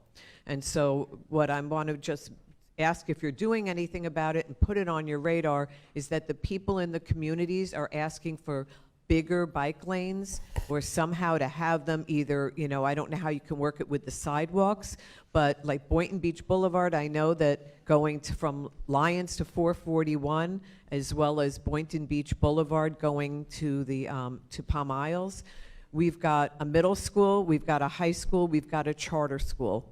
And so, you know, we know that when this construction's done, we will be seeing young children also on bicycles. So I don't know if you're doing anything, if you're giving thought to bicycle lanes. It is an issue that's going to come up with the county transportation plan. And if you're not thinking about it, please do. Karen, I am so glad. This is about bicycle lanes. And I had a very serious discussion with our friends at FDOT. Now, how many of you are from the city of New York, or you travel to the city of New York? Okay, you know that what they've done in the city of New York is very clever when it comes to, shall we say, other than motorized vehicles, because it's transit. They have a parking, and then they have a transit area, and then they have the sidewalk. So what we need to do, and this is a big ask, is we need to separate the motor vehicle lanes from the mobility, the e-bikes, the scooters, the bicyclists. You cannot have a vehicle right next to a motorcycle, or to not a motorcycle, an e-bike, or a kid on a bicycle. I have counted how many young kids we've lost on e-bikes and scooters, and we have the division chief of the state attorney's office here to discuss at the end of this meeting the criminal consequences and the traffic consequences of this. But you know what? Kids are going to do it, and bicyclists are going to do it. So I am requesting, I need your help, for FDOT to put a barrier that will separate the motor vehicles from the bicyclists and the e-bikes. And I don't think that's too much to ask, or a guardrail. We need it, folks. And it's interesting, I was at Veterans Park on November 11th. There is a guardrail that separates the motor vehicles from the sidewalk. Okay, a guardrail. All of our streets have guardrails separating the canal from the lanes. Well, if we're going to stop a car from going in the canal, let's stop before they hit 2 pedestrians and a bicyclist. So I don't see any reason why we can't look at this a little deeper. I appreciate so much you bringing that up, and it breaks my heart to see these kids die. So this is a big ask. Takes a little bit of money, but we got the money. It's a rich state, the free state of Florida. So this is a big ask, but I think it's a very important ask, and I appreciate you bringing it up. Sir, go right ahead to the microphone. Hi, my name is Howard Richmond. Thank you, Commissioner, for putting this on. I also live in Dakota and drive between 441 and Lyons a number of times a day. I did hear you say you're going to shift the lanes over shortly, because I see the new ones on the southbound side of the road. But right now, it's literally like going through 7, 8, or 9 potholes to get from 441 to Lyons. Could they pave that stuff temporarily a little bit so that you're not just going up and down, up and down, up and down? Thank you. Thank you very much. And thank you for your service, Mr. Creek. Sir, go right up to the microphone. Thank you very much for this opportunity to address the Speak panel. right into the microphone, I'm sir. sorry. That's all right. Thank you very much. Simon Sapot, Planet Earth, North America. This is a safety concern for me. When I'm traveling north from Glades Road on 441, and I'm in the right-hand lane, not turning, I'm going to cross Atlantic Avenue in the right-hand lane. The lanes do not align, and I find myself in the merge lane, the newly paved merge lane, and now I have to scramble to merge into the middle lane. So the lanes, for me, do not align. It's probably my vision, but there's something wrong when you cross Atlantic Avenue going north on 441. If you're in the right lane, you are automatically put into the merge lane and not into the right lane. Thank you. It's a safety issue for me. Thank you very much. I see they're making notes of that. Thank you, sir, for bringing that up. Ma'am, go right ahead.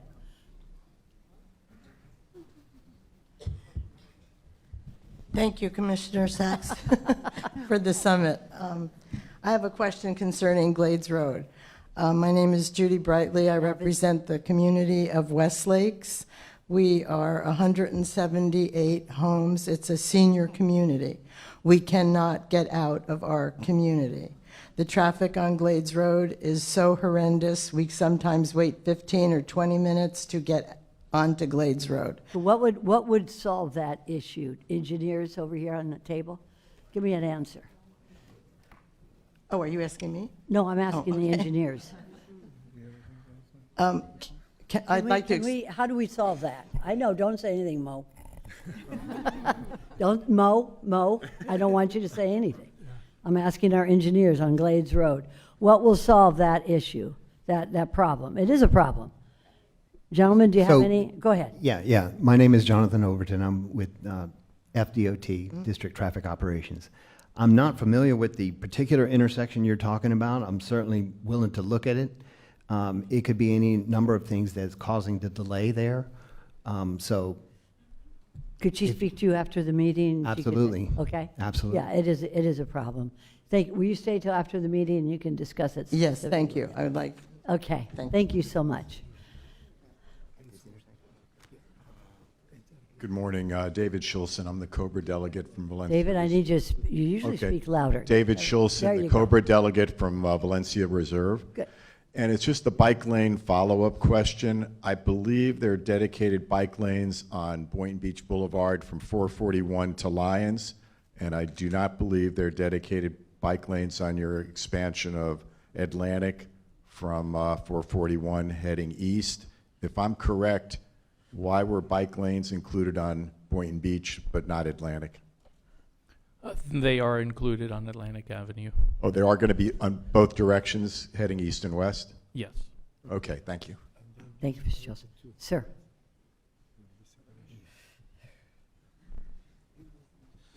Joel Schleifer, president of Lexington Club. I'm going to concentrate on Atlantic Avenue. This morning, I had breakfast at the Bagel Joint on Lyons and Atlantic. And yes, it's being widened. The cones are there, so I could see it's being widened. When I made the right turn out of the shopping center to head east on Atlantic, to follow up the young lady before, as soon as you pass the Turnpike intersection, the right lane all of a sudden becomes a right turn lane into Waterways. My suggestion there would be maybe perhaps to put some better signage to warn the motorists ahead of time that that lane is going to go away. I also noticed in the presentation before that you said you're first letting the widening of Atlantic Avenue east of the Turnpike in 2029. That means you're first letting it out to bid. Is that my understanding? And if that is so, does that mean what year in 2030 do you intend to actually widen that section of Atlantic Avenue when it finally gets to jog? Thank you. Okay, thank you. Sir, gentlemen, with regard to that lane that goes right into, closes down and goes right into that area, can you solve that in the next week? Yes. Good, okay, that's good. Second thing is, you didn't mean that you're going to take it out to bid in 2029. with regard to east of the Turnpike east on Atlantic. You would be completed by 2029. No, when I say east, from Turnpike to Jog. Yes, sir. It will be out for contractor bidding in 2029, and within 3 to 6 months of that, You'll begin. construction will begin. Okay, well, that's something that we're going to ask if they can move it along a little quickly. I'd like to be alive to see it, you know? So, good, and I appreciate that. I know you have long, good, so go ahead. And just so everybody knows, when we say fiscal year 29, 28, it's in the we call it the 5-year work program. So sometimes it's funding sources. Things could be pushed out or pushed in, depending on how things work. But that's one thing we wanted to put on everybody's radar that with this project. So thank you. Yeah, we want it sooner. Go right ahead, sir. So my Speak in the microphone. My grandchildren will be able to see some of this. Is that correct? Thank you. I'm Bruce Cohen, Cobblestone Creek, and I'd really just like to know whether there's any plan at all for the area between Lyons Road, between Boynton Beach Boulevard and Atlantic. Now I'm going to just, Mr. Cohen, if you could, I don't want these folks over here in the county to feel bad. They're going to handle that. Okay. Okay, we're going to give them a chance to handle that. And you already asked her question. She's making a note. Once we finish with FDOT, we'll have that question answered. Great. Thank you, sir. Sir. Hello. Thank you, Commissioner Sachs, for putting this together. Robert Tannen. I live in Canyon Trails out west with a lot of young families.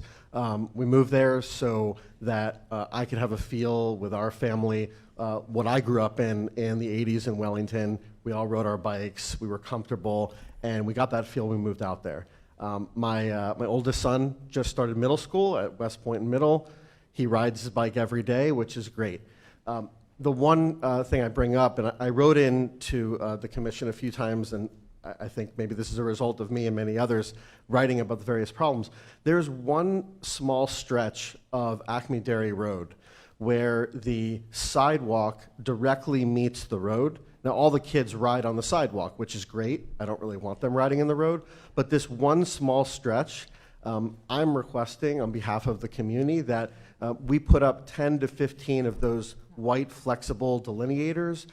Those were put up last year to sort of prevent many parents from parking in the wrong spot during pickup, which is great, but this could potentially save kids' lives. And we had the incident at Woodlands, as you brought up earlier, in January, where unfortunately the student was accidentally pushed into the road and killed. And we don't want to see that happen in our community. So I just ask that, Sure. request that we I appreciate that, and that's going to be handled by our county engineers. In fact, Acme Dairy Road will be the first thing they bring up.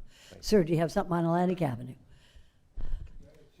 You should go right up to the microphone, sir. It's just a follow-up of the answer that someone gave me before, and I just forgot to ask it. My question was the turnpike south of Glades, and when are they going to begin that widening? And the answer, I believe, was imminent. Was that correct? So imminent to me means the planning's done. It's just going to start soon. With that said, in that same section of road, are they going to be building a wall? I would think they would know if the work is imminent. And I have two comments after that, but does anybody know the answer to that question? Okay, that's a turnpike question? Turnpike south of Is it Glades. turnpike question? So they're gonna hold on to that, and I appreciate it. You don't need to try to remember, because we wrote it down. Okay, and then I have two comments. One is to answer the lady's question about where she lives in the lakes and why she can't get out of there, and I believe someone said they could look into it. The answer is that you've got 1,000+ houses that have been built. You've got a couple of thousand more cars because of it. Glades Road, where she lives, is a nightmare, and Lyons Road between Glades and Palmetto, for the same reason, is a nightmare. That's the answer to the question. How you solve the problem, I don't know. Thank you. Okay. Ma'am, you have a question? FDOT, and then we're going to move right on to the county. County. So Evelyn Andrieux again. I think it's very clear that we have a traffic issue today. Is everybody aware of that? Okay, so we're gonna, my all right, question go ahead. is, yeah, I'm sorry, quick question. How many years do we have to wait for an improvement due to your hard work and the enlargement on the turnpike and other construction about the traffic? 3-4 years. Okay. My question is to the county, if we stay like we are right now, it's going to be a relief. If we keep authorizing new construction, 700 houses, building everywhere, it's never going to end up. Because while we are trying to improve a situation, traffic situation, we are creating more traffic. So that's for the county. Before to authorize new development, huge development, think about that, please. Thank you. I do every night. Thank you. You know what I've always said, a shovel doesn't hit the ground until the infrastructure's in place. But you got to help me out because I'm only 1 of 7 when it comes to new developments in our area. Let's thank FDOT, and you can stay there. It's all right, so we can see you. We're going to move right on quickly to Acme Dairy Road, and for this we're going to go to our county. We have Joanne Keller right here to my left, who's a deputy county engineer, Mosem El Turk to her left. No, I'm sorry, right over there. Mo is there. He is a traffic engineering director. Kathleen Farrell, who's a roadway production assistant director, and Albert Hoffman right here, construction coordination director. We're going to move quickly because they'll throw us out pretty soon. But we're going to get right to Acme Dairy Road. Okay? Right to Acme Dairy Road. Okay, Joanne, you're on. Good morning, and thank you, Commissioner Sachs, for having us here for this opportunity. Jumping ahead to Acme Dairy Road, I have 2 quick slides to go over. Currently, we have been working with the school district and Palm Beach Sheriff's Office for about 3 to 5 years in this area to address some of the situation. The first thing we're working on is an ordinance to allow golf carts in this pilot location on the sidewalk on Acme Dairy in between all the canyons up to the schools. We think that will be back to the board in a couple of months, and hopefully it'll be a successful project there. And then another thing we're doing to address some of the issue with the traffic in the mornings and in the afternoons is lengthening the through lane, so there'll be a bypass for some of the canyons traffic to get around the school traffic. What does EPW mean? Engineering and Public Works. Engineer, okay, engineer. We're completing the plans now. We're putting together the cost estimate, and we hope to begin that construction soon. There was a question about the sidewalk in that area, and I've written that down. I'm going to go back to see if we can add that at the same time. And then I wanted to make a comment that there's some future development in the area, and we'll be looking for them to make further improvements as they get approved as well. Now I'm going to jump back a few slides to a quick update on Flavor Picked. As most of you know, in that area, we've completed Flavor Picked from State Road 7 to Lyons Road, and our next project in that area will be Flavor Pick, we're extending Flavor Pick from Lyons all the way east to Hagen Ranch Road, which will be an overpass over the turnpike. We have funding estimated to be given to us in 2028, about $35.5 million expected for that project. So now let me jump to Lyons Road, and I'm going to pass it over to Kathleen Farrell, who's our Assistant Director for Roadway Production, and she'll update us on Lyons real briefly. All right, good morning, everyone. Thank you for attending today, and thank you, Commissioner Sachs. Lyons Road, thank you. Lyons Road, I'm going to go from let's just follow the slide that we have up here. From Flavor Pick Road to Boynton Beach Boulevard, that's the expansion that's currently under design. We're going to expand it to 4 lanes with construction anticipated to begin next year in 2026. We are at approaching final plans. All permits are in hand, and we anticipate putting this out to bid with contractors in February of 2026, with contract award before the end of the year and before the starting before the end of 2026. Lyons Road from Atlantic Avenue to Flavor Picked Road. That too is an expansion project. The 2 lanes that are out there today are going to be reconstructed as a 4-lane divided roadway with construction anticipated in 2028. We expect that construction to begin as the construction from between Flavor Pick and Boynton Beach wraps up, so that we won't have two contractors working in the same area, but want to have one project finish and the other one follow right behind it. The approximate construction cost is $16.1 million at this point. We're in the midst of right-of-way acquisition and permitting, and anticipating 65% plan submittal right after the first of the year. Just the arrow. All right, the arrow? To the right, yeah. To the right, there we go. And Lyons Road, just to talk a little bit about the typical section through this area, particularly in the area from Flavor Pick Road to Boynton Beach Boulevard, where we've had discussions through the years of the right turn lanes remaining in place and widening into the medians that are out there today to accommodate the widening of the road, as well as left turn lanes that are needed at intersections. What you can see on the top slide is the medians, as you can imagine, as they are today. Where we do not have an intersection, where we do not have right turn lanes, the areas in between your entrances, to best explain it, will remain as is. The landscaping that's out there will stay. We anticipate little to no work in those sections. If you look at the typical section underneath, on the bottom, where we show a slimmer median, those are the areas where we have the right turn lanes to the communities and left turn lanes that need to be included in the project. Those are the areas where we're going to have to widen into the median to preserve the right turn lanes that are in place today in the same location that they are to service the communities that are along Lyons Road today. And the landscaping in those areas, the areas of the turn lanes, is where it will be impacted. So that's where you're going to see wide medians that narrow down to slimmer medians at intersections, which is a pretty normal standard thing that we see on 4-lane divided roads throughout Palm Beach County. And just to give you a little bit of a graphic, looking at the overall 3-mile section of Lyons Road between Flavor Pick and Boynton Beach Boulevard, we're anticipating that about 30% of the medians will be impacted. And again, that is at the intersections. That is where the right turn lanes take place, where they're being preserved. The stretches in the middle that are not impacted by the turn lanes will remain as they are. And as you can see, we just have a few just current views of Lyons Road. If you take a look at the medians that are out there today, you can see where the left turn lane, looking up from the bottom of the screen, is in place.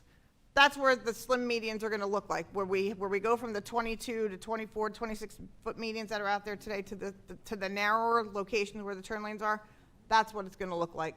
It very much, you can see the same things on South Lyons Road, south of Atlantic Avenue. And again, this is just another current view of Lyons Road. Looking southward, Atlantic is Avenue to the south, and Lyons Road is right here in the foreground. Okay, I'm pass back to Joanne. And while we wrap up and have questions, I want to leave up on the screen the way to get a hold of us. If you don't know, we have an engineering action center. This is a number you can call for potholes or traffic signal concerns. We have an email address, and we answer these calls daily and address the emails as they come in. Well, thank you for that, Joanne, because I know a number of the organizations here contact directly our engineering department, and they respond. So does anybody have any questions with regard to go right ahead, Dr. Vinegar. One thing about signalization, Lori Vinacore, President of the Alliance of Delray. Signalization, the backplates with retro-reflective borders, are we going to be seeing more of those? Because they really, really help, especially with glare from the sun and all. Will we be seeing those? And maybe Mo can answer that. And the other thing is, one other thing about signalization, at Lyons and Flavor Pick, it's very difficult when I'm coming up 441 and I do make a right on the Flavor Pick. At Lyons, the traffic does move, and I'm just wondering if there's going to be a signal there anytime soon. All right, so for the first question about backplates, I believe. Mo, yes, identify yourself. Yes, the backplates are our standard now. In the past, we were not installing them, neither us nor the state in the old times. but we came back and we retrofitted many of the signals with backplates where we identified the need for them or there are issues. But if you have any other intersections where we do not have them, please let us know and we will go out and put them up. And regarding the signal at the, I think the Acme Dairy. Flavor Pick, yeah, okay. That intersection does not meet the warrants for a signal yet, but as soon as the overpass over Turnpike and the connection, the extension of Flavor Pick to connect to east of Turnpike, then certainly that intersection will warrant the signal, and we will install it at that time. I like the word yet. It means it's imminent. Sir, go right up to the microphone.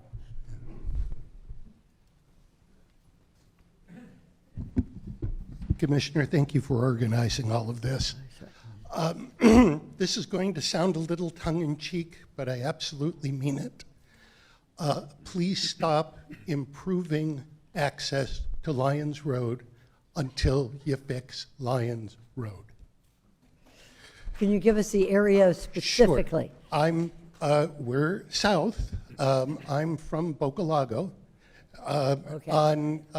At the area between Glades and Palmetto, traffic, not even just during rush hour anymore, makes it virtually impossible for someone on Vista del Lago to go either left or right, north or south on Lyons Road.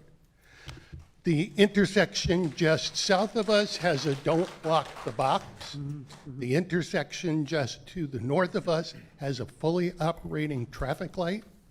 We have a blinking light which can only be changed when the fire department needs to leave their space.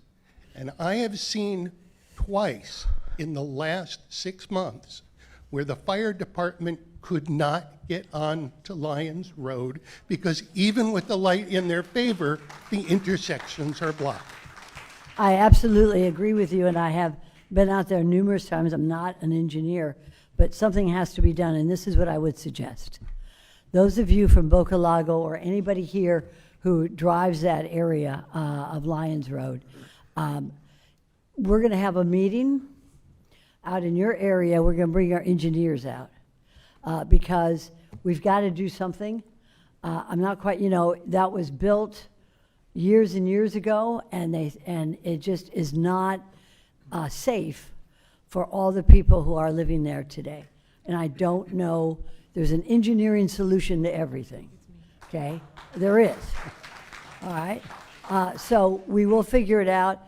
I'm going to ask your leaders to put together a date and a time, a couple of dates and times. We'll come to you. Let's figure this out. We'll bring the, some screenshots, and we've got to figure it out because otherwise we got to take some houses out, just to wipe out. And maybe we will. Maybe, maybe the folks want to, we'll buy it.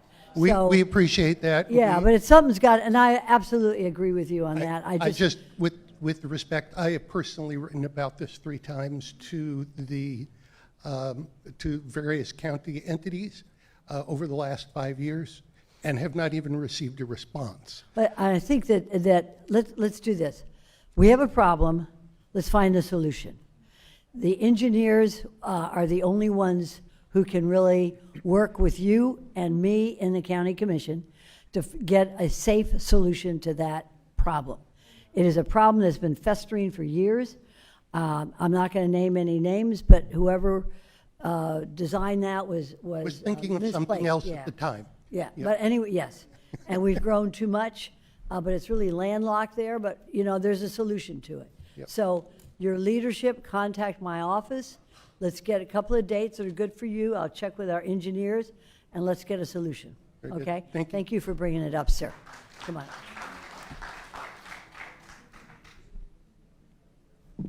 My name is Jeanette Compsion. I'm from the Timbers of Boca, which is right in that critical mass area. Yeah, Timbers is right and there, I'd like yeah. to reiterate the gentleman's dilemma, because it's been my dilemma for the 40 years that I've lived in the Timbers of Boca. It's gotten progressively worse. It wasn't like that when I first moved there, but with the increased development and it's impossible to get in and out safely from that development. It's And I bad. know we've tried a traffic light, that's been denied. I've been on this for many years, and it's very frustrating because It we is. can't get emergency vehicles in, we can't get out, and something has to be done, even if eminent domain has to be looked at. I mean, it's They're pretty- ridiculous. Yeah, I Because appreciate it. you're widening Thank up you. Lyons Road north, you're widening it south, and there's going to be a bottleneck right there. There already is. So I implore you to please not forget us in that. No, I won't forget you. Thank you, I Maria. won't forget you. Thank you. Thank you. Sure. No.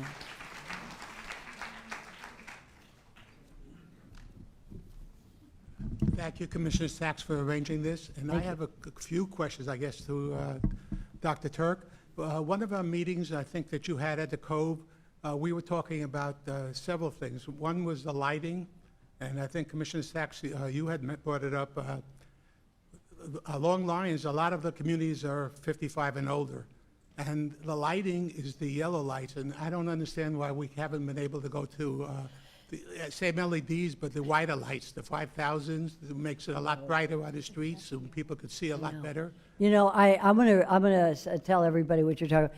There's yellow lights along a certain stretch of street, and turtles are nowhere around there. If I ever see a sea turtle that far west, I'm gonna take him to Turtle Land. But what we have to do is, this is an FP&L problem that's become our problem. They will change it, and I will let you all know. FP&L, Amy Kemp is our good friend at FP&L. She's not here right now, but I have addressed that issue with them, and they still have not corrected it. We will get it corrected, sir. Okay, I have a And I'll let couple you all more. know. Thank you for bringing it up. I guess the other things that we mentioned in one of the meetings with Dr. Turk is we were talking about going to a new, I guess, Israeli traffic control or light control system. I don't think it's implemented in Lyons Road yet. With the new lights coming in, if you missed the first one, you missed every one right down the line. Is there any plans on going into syncing up the lights a lot better than they are now? Go right ahead, Mo, go ahead. Yeah, of course, we have what we call them coordinated systems along all arterials. You are speaking of Atlantic, or you are speaking of Lyons Road, between Boynton and Atlantic. Yeah, we will, I will have a note, for our staff to check again, but we have coordinated systems along most of the arterial and major roads.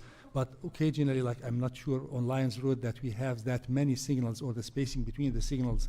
If the spacing more and more is every time. long, then you cannot coordinate those signals practically. You know, Mo, this is a We will great, look at that. this is a great thing that came out of Israel, where the lights are all synchronized. So that if you're going 45 miles an hour on Okeechobee Boulevard, which is now using this new technology, you will be able to hit every green light all the way across, okay? If you're going 60 miles an hour, you're gonna get red lights, right? They're watching us. I don't know how they do this, but they do it, right? So we're gonna implement that, sir, on our roads in my area, okay? And believe me, this is a great new technology from Israel. We're using it we're testing it actually on Okeechobee, and we're going to be using it on Lyons Road as well. Thank you for bringing that Last up. question, is also in that same meeting, we were talking about new, I'm not sure what you call them, little sensors in the street that help people walking across the street, that tell the traffic when, I guess, signal with cars coming in that people are in the intersection and to slow down. I don't think I've seen that implemented anywhere. I like that idea of pedestrian walkways that are lit. Right. Yes, I think, and if you let us know in the county which roadways you want that implemented, and I'll tell you what, those who are Orthodox can use those wave, and the lights will stop so that you can walk across the street and you don't have to touch the button. But there's other areas as well where we need that lit pedestrian. You let us know where they are, we'll get them up there. Okay, thank you. Thank you, sir. Ms. Brill. So, thank you so much. Sorry to be up here a third time, but I want to thank you, Commissioner Sachs, and to the team for working on Acme Dairy Road. It happens to be, I'm the school board member for that area, and I will tell you that our new schools, such as Westlake, have have golf cart parking lots on campus. What you may not know, I've already addressed it while I was sitting there, is that golf carts are prohibited on the premises of Sunset Palms and West Boynton Middle School. And right now, currently, the golf carts are parking on the swale outside the school. So I texted the superintendent while I sat here, and I asked him to have staff coordinate with you so that when you are able to get those golf cart areas where they can drive safely, that we find a place inside our fences so that we can accommodate them, because I don't want those golf carts sitting, you know, outside on the swales. And I thank you, because as I travel east on Boynton Beach Boulevard, I very frequently see golf carts driving on Boynton Beach Boulevard trying to access our schools. So you are saving lives, and I will make sure that the superintendent and staff coordinate with you so that those golf carts can get onto our campuses. If you So can thank do that, Ms. Brill, having this seminar has been worth it. And thank you so much for coordinating. Now, we have about 3-4 minutes before they throw us out, I think. So we're going to move quickly. Okay, I have Sir. a short question. My name is Barry Reed. I live in Valencia Bay. Has there been any compromise in the width of the lanes of Atlantic Avenue between Lyons and the Turnpike to accommodate the 3 lanes where there was previously only 2? FDOT?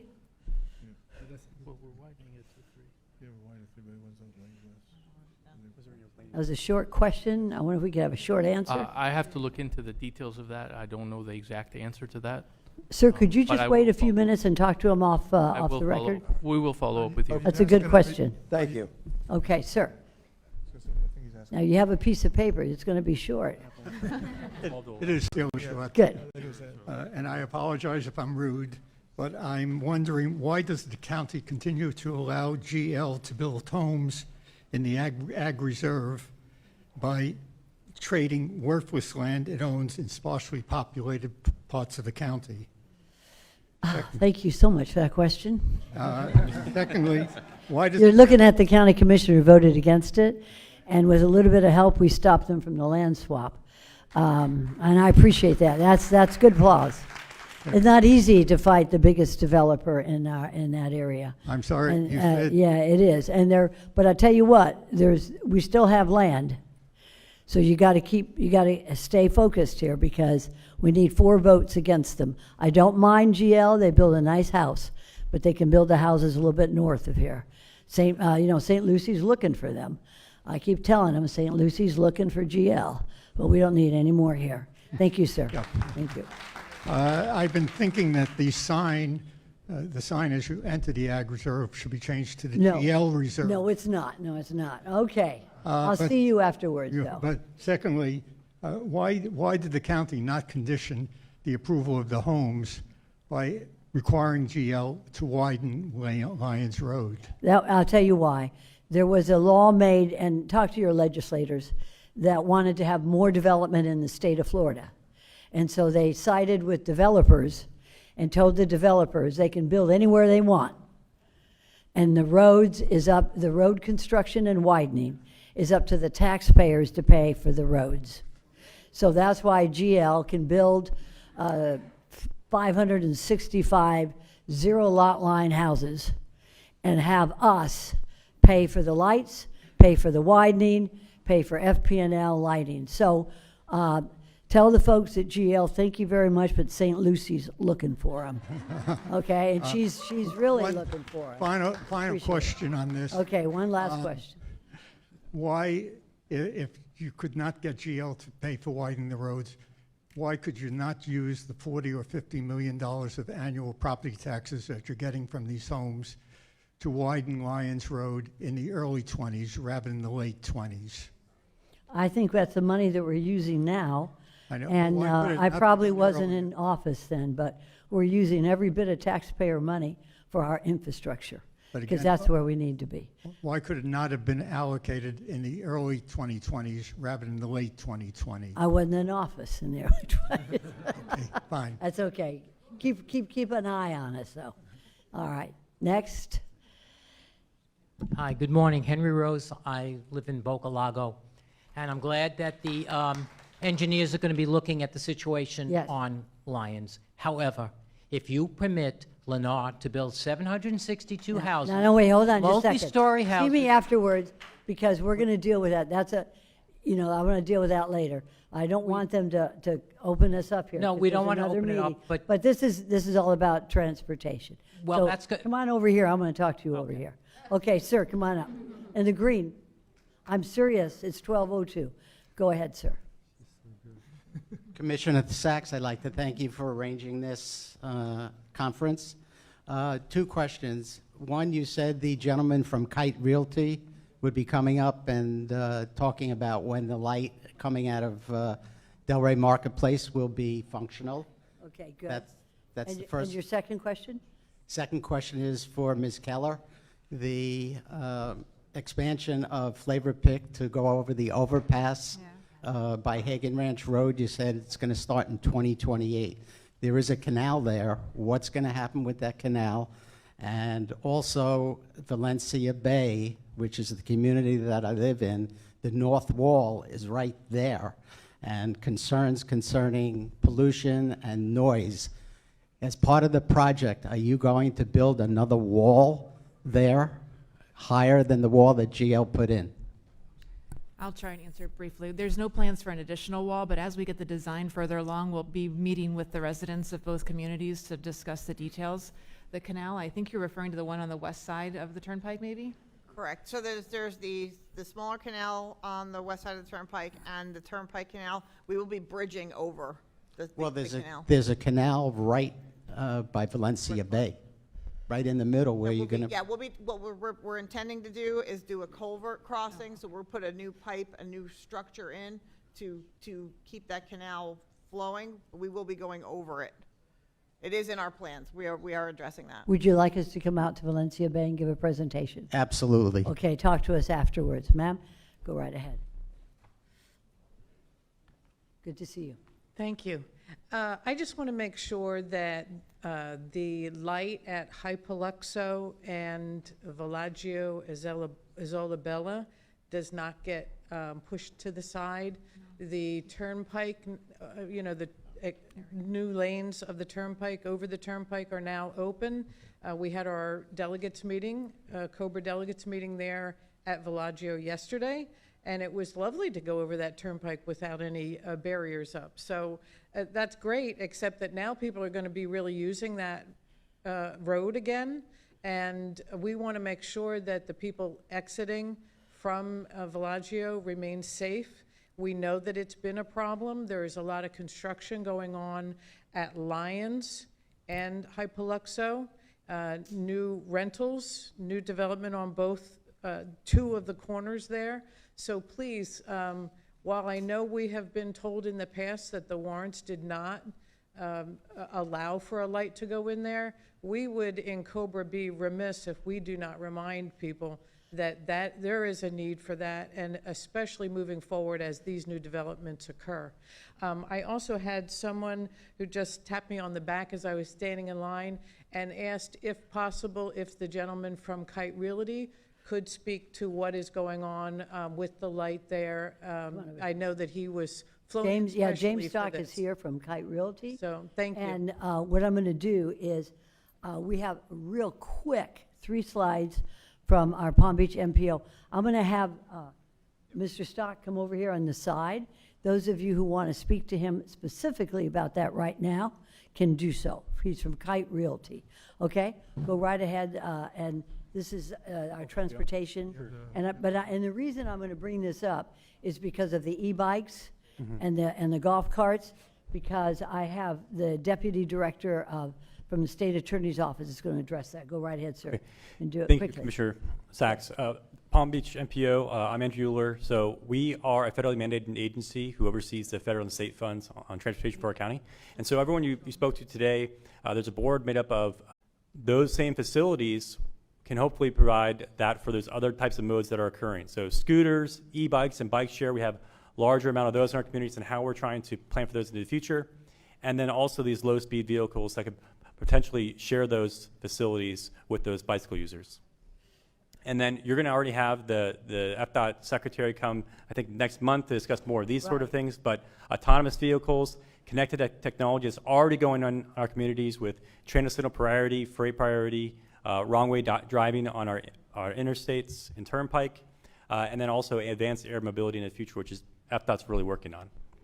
Good. I want one of those little airplanes over to the right. Back The secretary might talk about that if he's. Yeah, that's very good. Thank you. Now we're going to close this with the Division Chief of County Court with Alexia Cox, our state attorney, and his name is? I'm Richard Clossie. Thank you for having me. Right. Go ahead, Richard. 2 minutes. I'll be brief. In terms of electric bicycles, they are in essence treated the same way under Florida law as bicycles are, okay? So basically any rules of the road that people need to follow when they're riding on a bicycle, you can do that on an electric bicycle. However, there is a provision in the law when it comes to electrical bicycles that cities, municipalities, counties, if they think there is a problem or an increasing problem, they can add additional regulations through county ordinances or city ordinance that either prohibit where they can be done, such as sidewalks, or who can operate them. Palm Beach, the town of Palm Beach recently just put one of those in where you can't ride those e-bikes on commercial sidewalks and people under 15 can't do it. So Alexia is very dedicated to making sure that we can reduce the fatalities as much as we can. Unfortunately, there's no real criminal violation if they're operating an e-bike in the improper fashion. It's more of a traffic crime like traffic court. However, if there is a problem and the county comes and says, we need to put in some ordinances to kind of make the roads safer and make people operate safer, we're more than willing to listen. And then if that law gets imposed, our job is to enforce it. So, yes. Absolutely. Okay, everybody, this is the end of the program, but I want to thank Kathy Austin, who's standing in the back of the room when you walk. You make sure you say thank you to her and her staff, Janet, Arguelles, Albert, Anna Marie. All right, now these folks are available. I caution you to come get a cup of coffee before you, but they're going to be here. Some of them will be right outside, and some of them will stay here to answer any specific questions that you may have. And our guy from Kite Realty was here as well. Thank you very much. God bless you all, and stay safe. Yeah, thank you. Here, I've got a. Hi. Take a picture with your phone, and it goes right to your phone. Yes.